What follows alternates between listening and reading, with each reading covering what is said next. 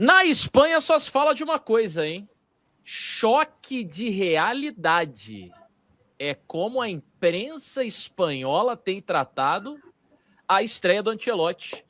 No comando da seleção brasileira, assim está na capa do AS, assim está na capa do Marca, e assim estão os jornais espanhóis repercutindo essa primeira impressão do Carlo Ancelotti no comando da seleção brasileira. Um empate sem gols e um empate sem muito brilho, né? Sem muita inspiração, eu diria, da seleção brasileira frente ao Equador. A gente estava criando uma expectativa danada, pô, o Mr. Ancelotti chegou, a nova era da seleção brasileira, mas a verdade é que a gente viu muita coisa da seleção antiga, né?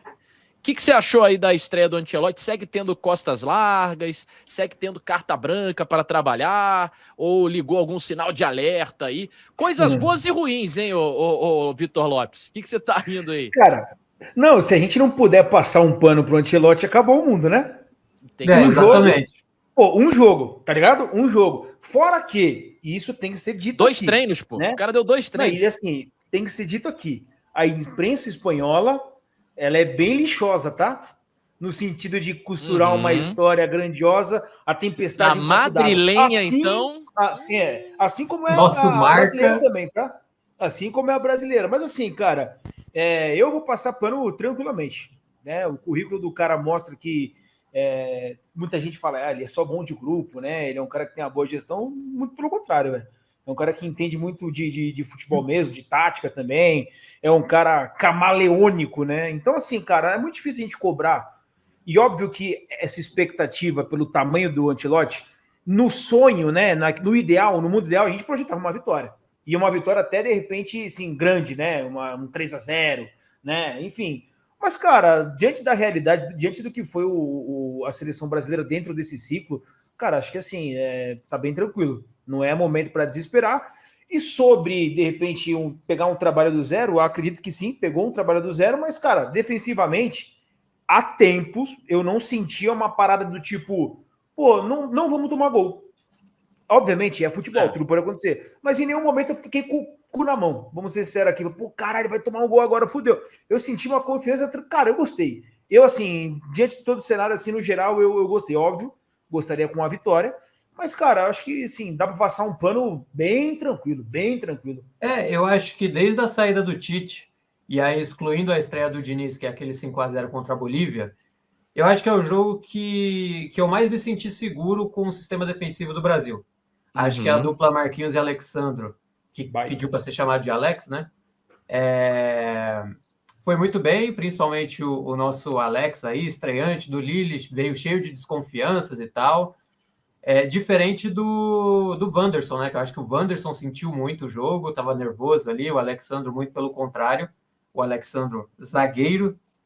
E acho que falando de pontos positivos também, eu gostei da volta do Casemiro. Achei que errou ali em alguns momentos, mas principalmente o fator anímico dele, de pegar o Bruno Guimarães pela camisa, gritar na cara do Bruno Guimarães, de chamar de dar um carrinho.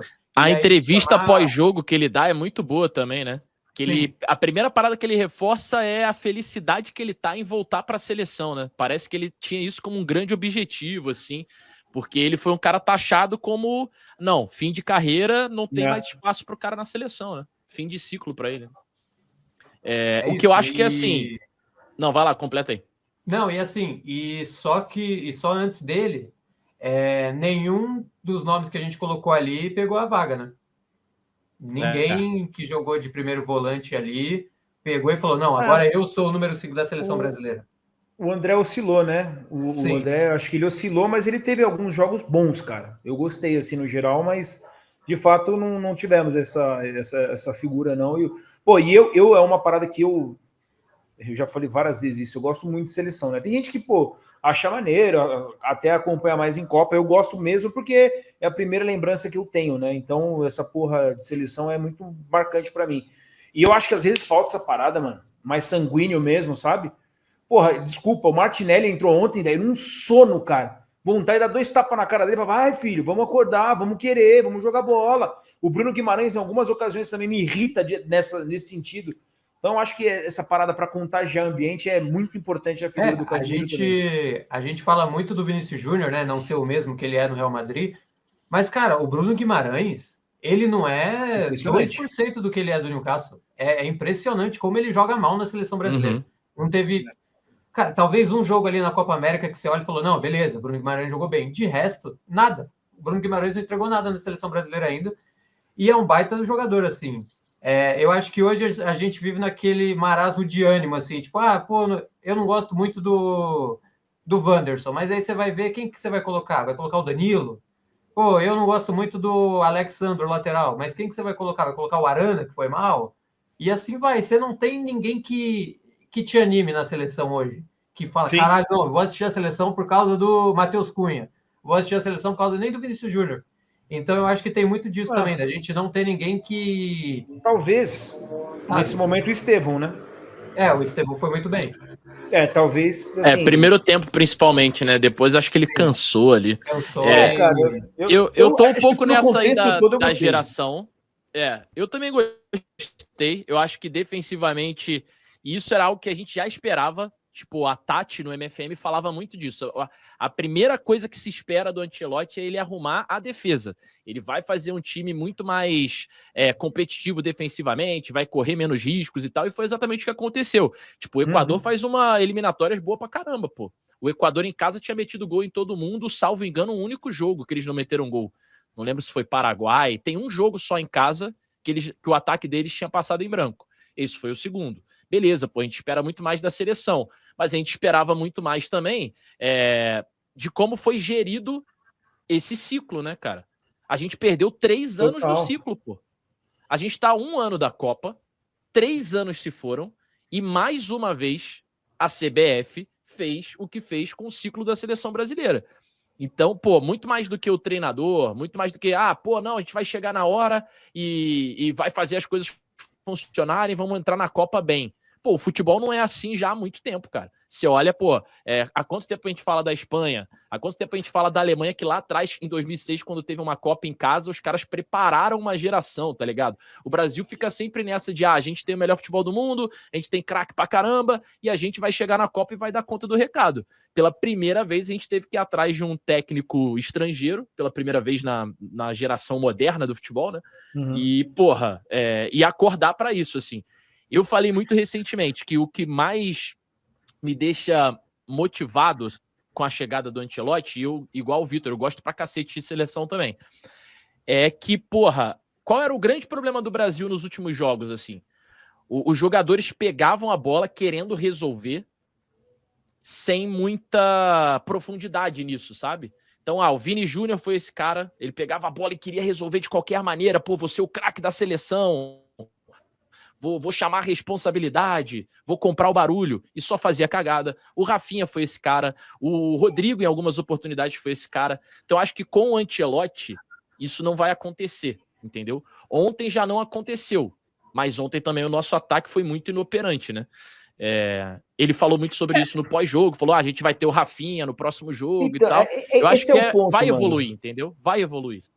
E outra, velho, querendo ou não, beleza, eu sei que seleção tem talento, coisa e tal, mas, cara, a gente jogou ontem sem o ataque de fato que tem a seleção brasileira. Sem o Rafinha, sem o Rodrigo, sei lá, possivelmente o Pedro, que vai ser essa figura, se te jogar com centroavante, não sei se ele vai de repente meter um 4-4-2, que é algo que ele já fez no Real Madrid, pode também fazer na seleção. Enfim, cara, então assim, eu acho que muitos desfalques, e o legal é que ele conseguiu já mostrar um trabalho interessante na defesa, sem as peças também. Eu não sei nem se hoje o Marquinhos é titular dessa seleção, cara. Com mim, Militão e Magalhães, né? Exatamente. Por mim, o Marquinhos ele é o titular. Mas eu digo assim, pode ser que não seja pela qualidade dos outros caras que nós temos. Assim, as laterais eu acho que sim, a gente tem que ir testando. Eu gostei muito do Alexandro, gostei muito, me passou muita tranquilidade. E eu era contra até era contra a convocação, mas calou minha boca, foi muito bem. E do lado direito eu acho que talvez um problema aí que não tá tão legal. Tem que ter, de repente, uma sequência pro Wesley, o Wanderson, embora até sobrecarregado, eu achei algumas vezes o Wanderson sobrecarregado, Mas, cara, assim, tem que testar e, pô, eu acho que tá de bom tamanho, cara, pro primeiro jogo. E você fala do Wanderson, nem acho o Wanderson um jogador ruim, não. Eu acho que ele só sentiu Não. o jogo mesmo. Agora, outro que sentiu o jogo, e aí talvez não seja só ter sentido o jogo, talvez seja um pouco de discrepância na qualidade técnica, é o Richarlison, né? Cara, o Richarlison parecia uma parede. Toda bola que você chutava nele voltava de qualquer jeito. E aí, com todo respeito ao Richarlison, mas assim, desde que ele saiu do Everton em 2022, se eu não me engano, 2021, 2022, qual que é a temporada do Richarlison? Desde 2021. Não tem. Essa aí, o Ancelotti pode até ter falado. Ele faz uma boa conta Champions, né? Naquela primeira temporada dele, mas na Premier, por exemplo, ele vai mal e logo depois se machuca também, né? Ele tem 2 ou 3 lesões um pouco mais sérias, assim, mas é isso, o Ancelotti, ele convoca o Richarlison pelo que o Richarlison jogou de 2009 até 2021. Já são aí 3, 4 anos sem o Richarlison jogar bola. Pela confiança, né? Pela confiança que ele tinha com o Richarlison. Ele até explicou, né? Falando que esses caras eu convoquei não porque eu conheço, mas sim porque eles merecem estar aqui, mas essa aí do Ancelotti eu não compro, tá? Eu acho que para mim foi o grande erro do Ancelotti. O Richarlison é um dos brasileiros que mais jogou com ele, né? Sim. Pô, achei pouco, hein? 9 chicletes. O Richarlison tem mais de 70 jogos com ele. Pouco, não? 9 chicletes? Pô, 9 é coisa pra caramba. 9 chicletes em 90 minutos é um a cada 10 minutos. Então, mas aí vai uma crítica também, de repente, as empresas que fabricam o chiclete no Brasil. Tem chiclete que acaba em 3 minutos. Tem chiclete que o gosto... sabor vai embora. Né? Fica parecendo que você tá mastigando um papelão na boca. Muito da situação. Às vezes, meu amigo, 3 minutos é bastante coisa. Não. 3 minutos para algumas outras situações é muita coisa. Mas se eu pudesse escolher mais 3 minutos sempre. Cara, mas assim, eu acho que ele tá mascando o chiclete brasileiro? Então, aí é que tá. Eu acho que não, hein? Chiclete gringo. Por isso que eu tô falando. Aí acho que faz sentido. E assim, tem que ser um chiclete sem açúcar, né? Porque, 9 chicletes em 1h30 é coisa, né? Imagino que não tem de cárie e obturação nosso Carlo Ancelotti, se o chiclete for com açúcar. Perigoso? Tem esse ponto também. Enfim. Mas tá tudo certo, né? Deixa o cara... eu passo pano pra ontem. Então, eu ia falar isso. Deixa ele mascar um pouquinho mais. Sabe o que é muito louco? Algum corno ficou responsável por ficar filmando o Ancelotti o jogo inteiro e contabilizando, no jargão jornalístico, decupando cada um dos chicletes que ele cuspia e botava na boca. Mas aí então, os caras fizeram uma reunião de pauta e falaram: o que você vai fazer lá no jogo? Qual que vai ser a sua cobertura e tal? O cara pergunta todo feliz, né? O que eu vou fazer no jogo da seleção? Você vai contar quantos chicletes o Ancelotti vai mascar. E aí eu tenho que falar um negócio aqui. Que merda! Quem produziu e mandou pra edição. Então, mas aí eu tenho que falar um bagulho pra vocês. Você falou o corno que ficou contando, e aí talvez não seja esse corno, e talvez ele nem seja corno, mas quem passa a informação na Rede Glóbulo é o Carlos Gil. É o Carlos Gil. Então, assim, acho que existia um produtor nessa função que passou a ele, mas pode ser que o corno seja ele. Não, porque eu acho que ele tinha outras atribuições ali, né? Com certeza. Eu tava vendo no Sport TV, e aí o Luiz Carlos Júnior, ele fala: daqui a pouquinho a gente vai ver quantos chicletes mascou o Carlo Ancelotti. E aí ele dá maior risadão, tá ligado? Tipo, que merda, tá ligado? Olha o que a gente vai ver. Olha o que venderam no meu ponto. O que alguém passou no ponto pra mim? Quantos chicletes mascou o Mr. Ancelotti? É brincadeira.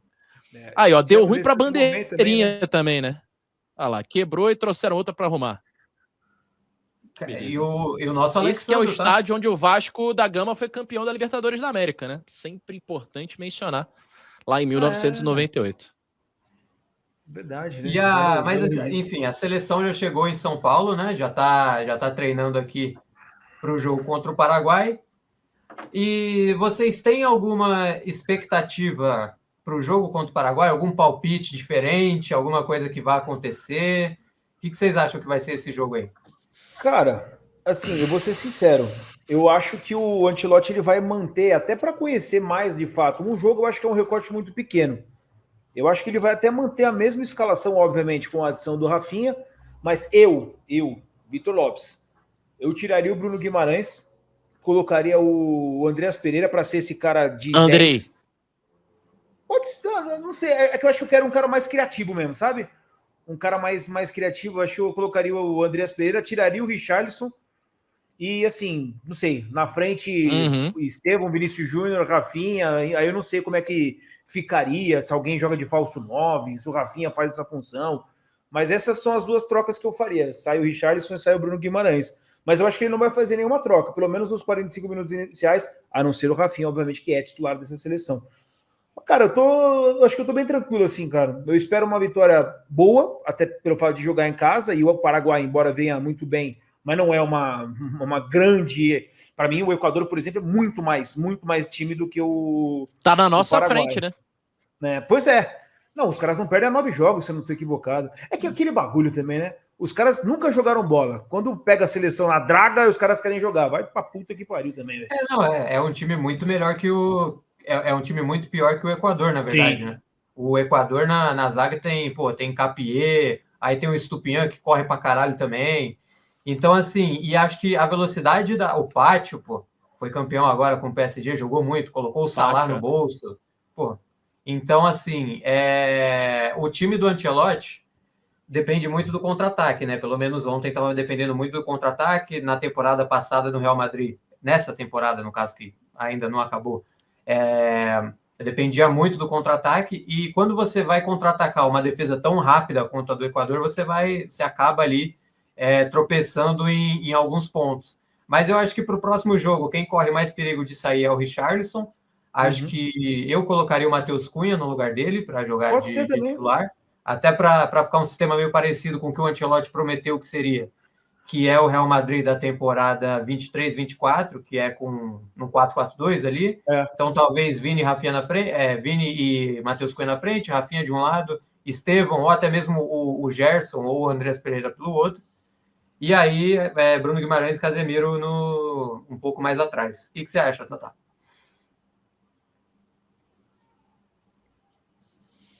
Cara, eu acho que o Richarlison vai sair e o Rafinha vai entrar. Entendeu? Eu acho que essa é a mudança que ele vai fazer. E, enfim, não sei se ele vai tirar o Bruno Guimarães. Acho que, personalidade para mexer no time ele tem, mas eu espero que o Brasil dê uma sapecada no Paraguai, É isso que eu tô esperando. Jogando em casa, jogando em São Paulo. Sabe quem é titular do Paraguai? Mas lá Matias Galarza. Impossível. Matias Galarza. Mentira. Meteu gol no Uruguai, inclusive. O vascaíno Matias Galarza. É loucura, tá? O Brasil tem que meter 3 para cima no Paraguai. Já é isso que eu tô esperando. Bem. Vocês falaram de expectativa? Minha expectativa é o Brasil sacolando o Paraguai.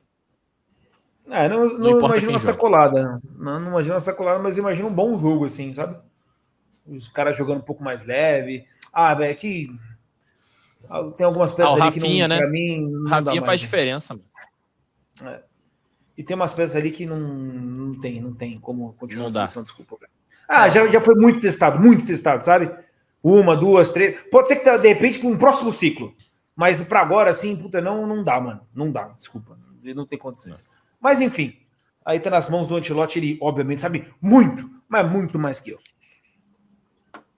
E você aí, hein? O que você espera de Brasil e Paraguai? O que você gostou e o que você não gostou desse empate em 0-0 com o Equador? Mande suas reações, tal qual os emojis humanos aqui do Vitor Lopes nos nossos comentários. Deixa também o seu like, se inscreva no canal. Até o próximo vídeo no De Sola. Depois vocês vão voltar e vão dizer, o Otávio Neto avisou. É sacolada no Paraguai.